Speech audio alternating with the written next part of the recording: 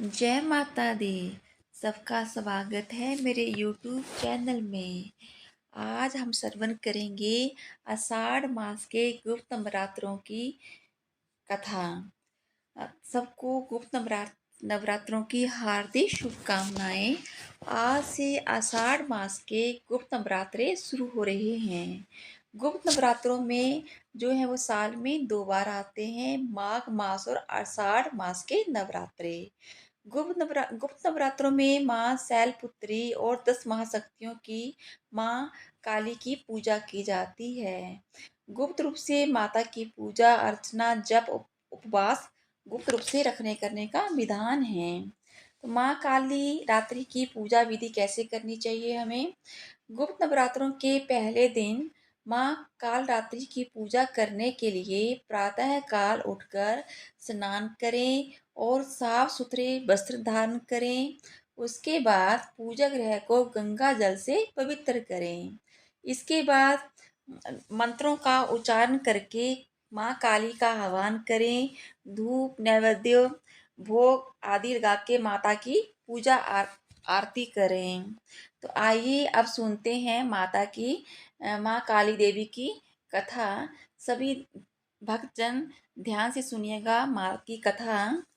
पुरानी कथा के अनुसार दारुक नाम के राक्षस ने ब्रह्मा जी को प्रसन्न करके उनसे वरदान प्राप्त करके देवताओं को ब्राह्मणों से सताना शुरू कर दिया और साथ ही स्वर्ग लोक में कब्जा कर लिया।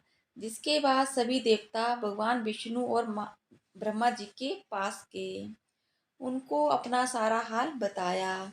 ब्रह्मा जी ने देवताओं का हाल सुना और बताया कि इस दुष्ट राक्षस का संहार तो कोई स्त्री ही कर सकती है।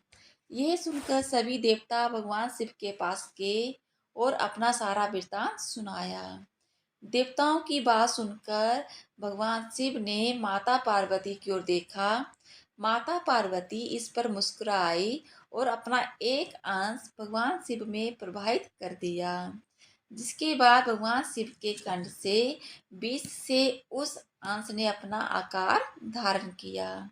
उसके बाद भगवान शिव ने अपना तीसरा नेत्र खोल दिया और उनके इस नेत्र से विकराल रूप वाली माँ काली उत्पन्न हुई। माँ काली के भयंकर और विशाल रूप को देखकर देवता भी डर गए। उसके बाद माँ काली ने असुर की सेनाओं का के साथ बहुत ही भयंकर युद्ध हुआ और माँ काली ने असुर और उसकी सेना को मार गिराया। उस पर माँ काली का गुस्सा बहुत विकराल रूप धारण किए हुआ था। माँ काली का जो गुस्सा था वो शांत नहीं हो रहा था।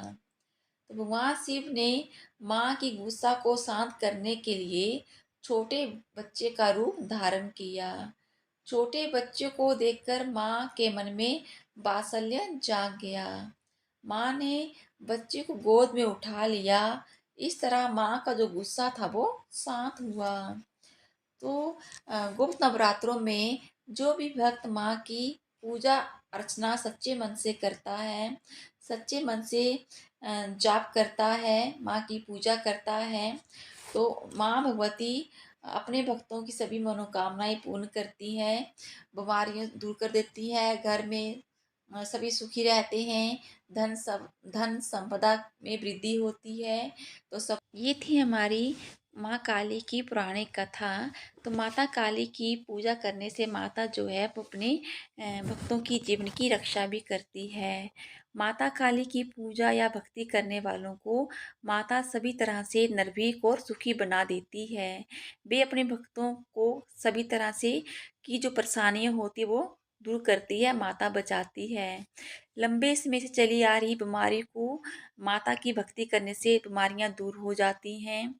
माँ काली माँ की जो लोग जादू टोने करते हैं, काली माता की पूजा करने से वो टोटके भी उन पर कोई प्रभाव नहीं पड़ता भक्तों पर। इस तरह की बुरी आत्माओं से माता काली जो है वो रक्षा करती है। कर्ज से छुटकारा दिलाती है, बिजनेस आदि में आ रही परेशानियों को दूर करती है, जीवन साथी या किसी खास मित्र से संबंधों में आ रहे तनाव को भी माता दूर करती है, जो भी माता की गुप्त नवरात्रों में पूजा अर्चना और आराधना करता है। बेरोजगारी, कैरियर, शिक्षा में असफलता को दूर करती है। तो हमारे जीवन में जो भी परेशानियां आती हैं वो हम गुप्त नवरात्रों में माता की पूजा अर्चना आराधना करके उन परेशानियों से बच सकते हैं। जय